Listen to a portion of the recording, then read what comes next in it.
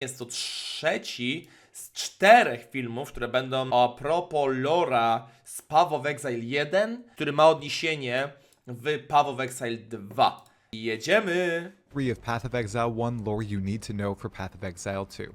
This video overviews the essential endgame story lore from Path of Exile To będzie 1, mega ciekawe. drawing out all the high-level details. If you missed parts 1 and 2, they are linked in the description. Like the video if you end up liking it, and subscribe for more unique Path of Exile 2 content just like this. There are 5 true eras to Path of Exile 1's endgame story, and they all revolve around an idea called the Atlas. This system returns in Path of Exile 2, although we're not quite Atlas w PoE 2 dobrze znany. sure how the narrative evolves around it. First, let me catch you up on the pentet of endgame stories, then pull the most important details from each for Path of Exile 2. Atlas of Worlds. Our Exile's tale begins in the endgame in the Atlas of Worlds expansion. It introduces the first real chapter to the game's endgame narrative, centering around a corrupted, otherworldly series of planes and star realms known as the Atlas. At first, it's a mystery. Is it Po around prostu podróżujemy między światami, no nie? Jak taka trochę Ciri z Wiedźmina, co podróżuje między światami i szuka. in the stars? Is it a world constructed of dreams? Is it a series of locales right here on Rayclast? No matter what it is, we access it using an eldritch tool of engineering and thaumaturgy known as the map device. And inside this Atlas of Worlds are maps rife with powerful monsters, treasures, and reflections of our very own reality. Succinctly, we place a map into the map device, and it brings us into the Atlas of Worlds. Us, the exiles, guided by Zana, the master cartographer, begin exploring the Atlas to uncover its secrets. Before the Atlas was brought to the game, we worked with the Forsaken Master Zana via the map device to clear rudimentary forms of maps, with no broader system or lore justification for them all to be wrapped together. The Atlas of Worlds was that justification. The map device used to enter it was a creation of Zana's father, Valdo Caesarius, and after poring over his old notes and mappings of the Atlas in the Templar laboratory in Oriath, she was determined to discover what his research really meant. As we initially explore the Atlas, we quickly meet a foul entity called the Shaper. The Shaper is a powerful entity who seemingly created and controls the Atlas. He manipulates the worlds within it, warping reality to suit his will. Though initially enigmatic, it is revealed that his motivations are linked to his descent into madness due to the overwhelming influence of the Atlas, an influence Zana constantly warns us about. As we progress through the Atlas, we encounter increasingly dangerous challenges designed by the Shaper, and slowly learn about the involvement of the Templars' restoration of the map device and exploration of the Atlas. They knew some dark power lurked within, but anyone who ventured into the maps placed among the vast Atlas slowly descended into madness, and they were ultimately consumed by said insanity. The pieces swiftly come together, and Zana realizes the Shaper of Worlds is not the creator of the Atlas. This mad, tentacled man, confused and ruling over the Atlas currently, is her father she thought dead, Valdo Caesarius.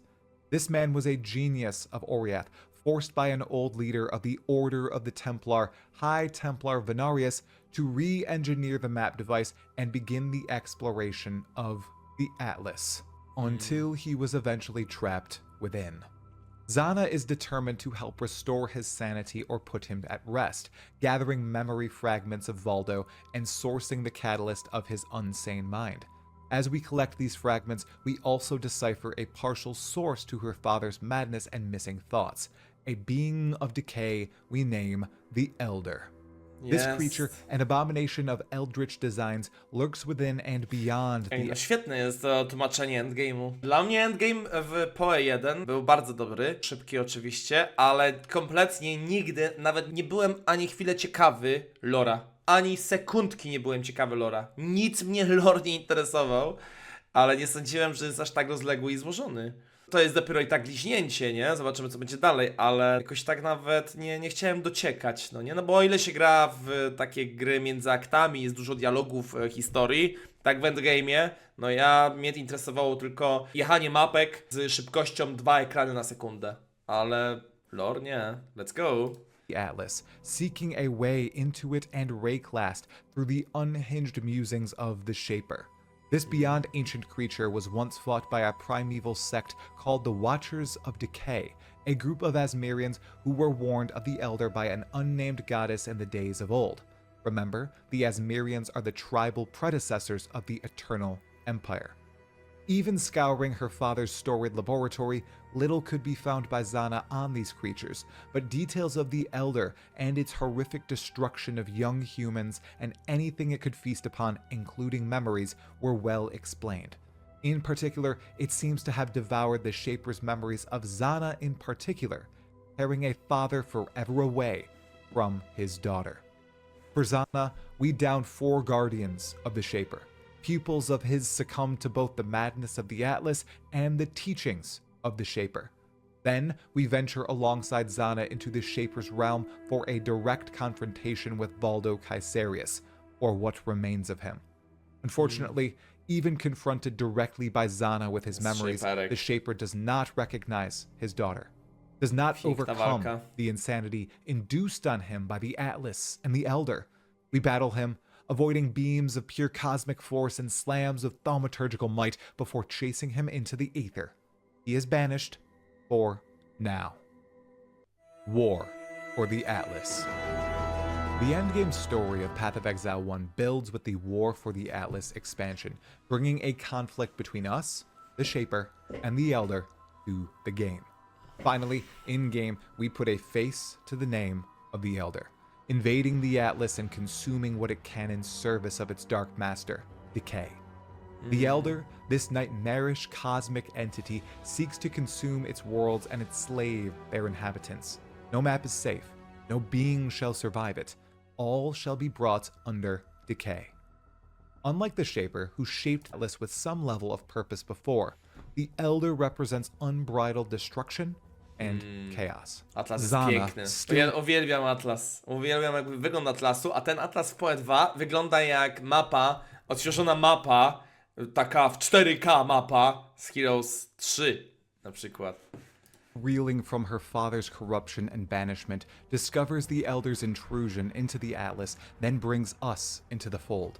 She becomes increasingly desperate to stop the Elder, as it threatens not only the Atlas, but also the physical world. We must re-enter the Atlas and chase down the Elder, hopefully killing it for good. While we search for the Elder, we discover that the Shaper has returned in full and is warring with his armies against the Elder. Their influence wanes and waxes as we venture through the Atlas, with greater influence possibly destabilizing the Atlas and risking... Całkowicie mam inny odbiór Atlasu przez tą wkrętę. I generalnie dobrze, że to teraz oglądamy, bo jak będziemy mieli Atlas PoE 2, to ja na pewno będę bardziej zwracał uwagę na fabułę między. Nie bardzo, nie dużo, ale zawsze coś. Mimo wszystko dla mnie zawsze itemy, itemizacja, endgame, szybkość, min-maksowanie jest najważniejsze, ale kurczę, jak to można sobie podsolić, przyprawić takimi rzeczami, to czemu nie? Their entities' re-entrance into Rayclast itself. Us exiles, of course, are drawn into the war, working to push back the Elder's spreading corruption while contending with the Shaper's lingering threats. We are forced to balance our efforts, strategically managing the Atlas to weaken the Elder's grip and ultimately confront both entities. The Shaper for a second time, and the Elder for the first time. When we finally defeat the Elder's twisted guardians, we reach its decrepit realm through a portal in the old Templar laboratory in Oriath. This place is called the Absence of Value and Meaning, a locale seemingly out of time and space, perhaps the home of the Elder's master, Decay. The first leg of the fight sees us sweeping around the Elder as it bites at us and swings huge tentacles our way, while the second sends forth the Shaper. He helps us thrust the Elder away from this wretched place. Altogether, us, Zana, and the Shaper drive the Elder from the Atlas for a time, until a second minor expansion to the War for the Atlas in the Bestiary League adds the Uber Elder encounter and closes out the Elder story almost for good. Wow. Zana armed with a new artifact, Ale the Arcana, we jest. discover the Elder and Shaper together. Piękna The Elder walka in w ogóle. full control of the Shaper. We battle them at the same time in the Shaper's realm. Uber Elder to jest jedna z ciekawszych walk ever jakby w PoE. i ładniejszych dla mnie. Pamiętam, jak ci w Eldenie dużo ludzi wciskało silnie lora, no, ciężko jest z lorem u mnie, no. Ale ostatnio trochę oglądamy o Diablo, trochę teraz o Poe i nie narzekam szczerze. Putting the Shaper to peace and banishing the Elder and seemingly its master, Decay. The encounter changes Zana. It's bittersweet as her father is now gone, but at rest. Regardless, she encourages us to continue our study of the Atlas as long as we can keep our sanity while blasting maps and the monsters within. We must stay sane as exiles. Conquerors of the Atlas. Well, the Conquerors of the Atlas expansion changes everything with the endgame narrative in Path of Exile 1.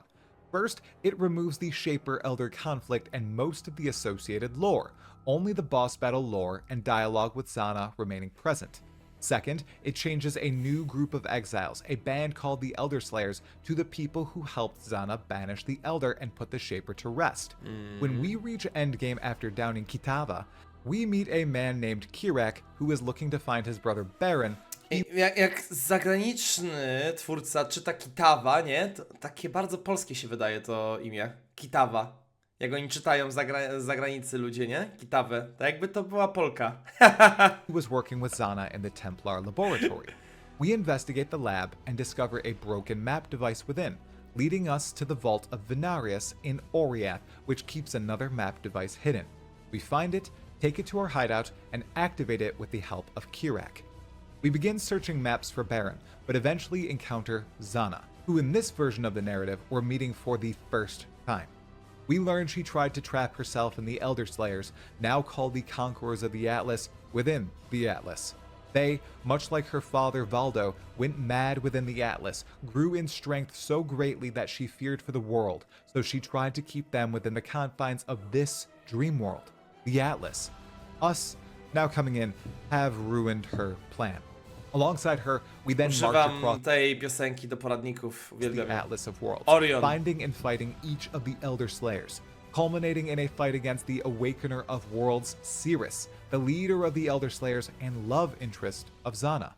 During their fight with the Elder, Cirrus seemingly made the ultimate sacrifice, and wherever the Elder was banished to, he seemed to face those same cosmos, and it broke him. Each of the Elder Slayers seems corrupted in a different manner, their worst traits made more sinister by the Atlas itself, as seen through the journals of them we find while fighting them. Baron, the Crusader, was obsessed with divine righteousness. Piękne. Drax, the Warlord, was driven by unyielding discipline and militaristic Ciary ideals. Veritania, the Redeemer, was detached and nihilistic, seeking purity through annihilation. El Hasmin, the Hunter, was overwhelmed by a primal and predatory instinct. Then Cirrus, Awakener of Worlds, was the most powerful and corrupted, now a godlike figure bent on reshaping all of reality. Our battle against Cirrus does not occur in the Atlas, but in the Oriath Square, as Cirrus breaks out of the Atlas and seeks to bring utter destruction to Rayclast itself. Zana and Kirak attempt to assist us, but Cirrus brands Kirak forever and retreats deeper into Oriath. We give chase, fight the deadly exile, and slay him. At the battle's end, Zana portals in and apologizes to the disintegrated Cirrus, hinting toward a possible tragedy in his fall. The Conquerors of the Atlas were reflections of not only the exiles of the story before this expansion, but the players themselves. They were a play on how we become entranced in the game of Path of Exile 1, especially its endgame, and keep coming back for more and more. This was also a brief break from the Eldritch Entity storyline, which was only just getting started with the Elder and Decay. Echoes of the Atlas. The Echoes of the Atlas expansion in Path of Exile 1 continues the saga of the Atlas and introduces a new cosmic entity, the Maven, who adds a needed layer of odd complexity to the lore of eldritch forces in the game. This edition exists in parallel with the Conquerors of the Atlas, with the Maven appearing as we were. Uwielbiam strasznie te galaktyczne motywy w grach. Tak samo jak w Diablo 3 były te Galaxy Wings, no nie? I tak dalej. Strasznie mnie to jara. Albo jednym z topowych bossów dla mnie był Algalon w World of Warcraft w Ulduarze. Wygląd, w sensie wygląd arena bossa niesamowita. Cześć Gustawa, Miga, siema. who are searching for Baron and the rest of the Conquerors. However, she comes not alone. An enigmatic being called the Envoy accompanies her. We discover the Maven is a fledgling being, something from a faraway world who has come to the Atlas to play and learn. She witnesses our fights as the Envoy ensures she is not hurt as to not anger her progenitor, and lead them toward the Atlas and our world. She observes us slay the most powerful beasts and maps, empowering them with her odd gifts, and she collects them, brings them to a starscape encased in gold called the Maven's Crucible. Herein, we fight these powerful creatures all at once for her entertainment, as she beckons us to bring her more. We abide, and the more we bring, the more interested in us she becomes, until she beckons us to do battle with her. We concede and fight the Maven, who reveals the feminine form we've always seen her as is not her true form, but a projection.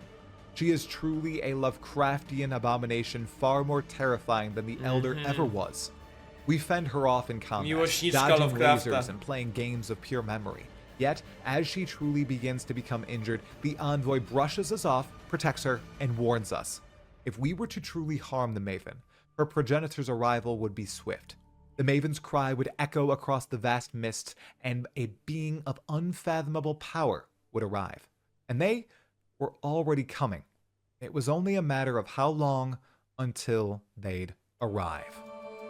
Siege of the Atlas. O 20, Kamil. Well, the progenitor of the Maven does not arrive in the current endgame story of Path of Exile 1, the Siege of the Atlas, but 4 other eldritch entities do.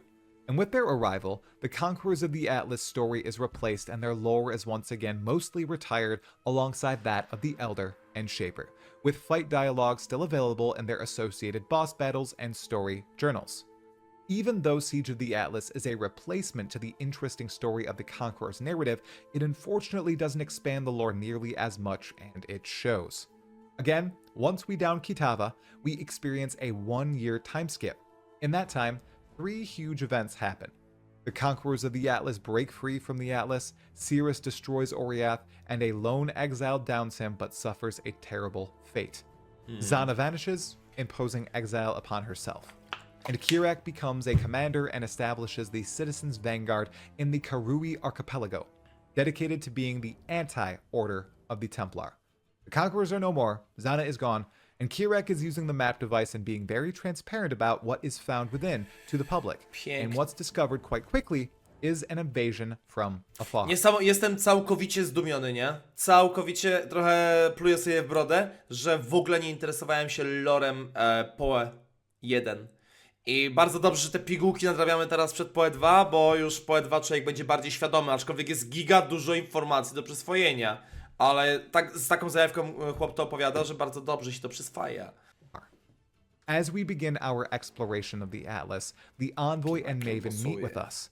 The Envoy explains that the Maven's progenitor is not here, but other eldritch beings are, servants of the Cleansing Flame and the Tangle. They give us 2 odd objects to draw these entities in and find them, the Luminous Astrolabe and the Flesh Compass. With the help of him and the Maven, we must banish them from the Atlas, else they claim it for their own masters, much like the Elder tried to do for the Decay long ago. We rally with the Maven and battle the lieutenants of these 2 powerful eldritch servants. We slay them both and venture through more maps, eventually leading us to 2 pinnacle encounters in worlds away from the Atlas, deep within the void. First, we duel the Searing Exarch, servant of the Cleansing Flame, in the absence of patience and wisdom. Its symbology is oddly reminiscent of the death cry used by the Order of the Templar. Then we match up against the Eater of Worlds, minion of the Tangle, in the absence of symmetry and harmony. This creature of pure hunger is no match for us. Both of them defeated, we convene with Kirak and prepare for yet another wave to come soon. After all, these were but lackeys of more powerful beings out there eager to feast upon the Atlas and the world connected to it. As long as we can stay sane within its confines, we are good to continue battling within, fighting reflections of past foes, collecting immeasurable power, and visiting the absence of mercy and empathy to seek her help. All that being said, what pieces of this lore should we definitely remember for Path of Exile 2? As someone with no spoilers for the endgame, I posit there are 3 things to draw from here. Sorry, none of them involve the Eldritch entities. The first is the Atlas itself. We know Path of Exile 2's endgame consists of the Atlas, but is it the Atlas we explore in Path of Exile 1?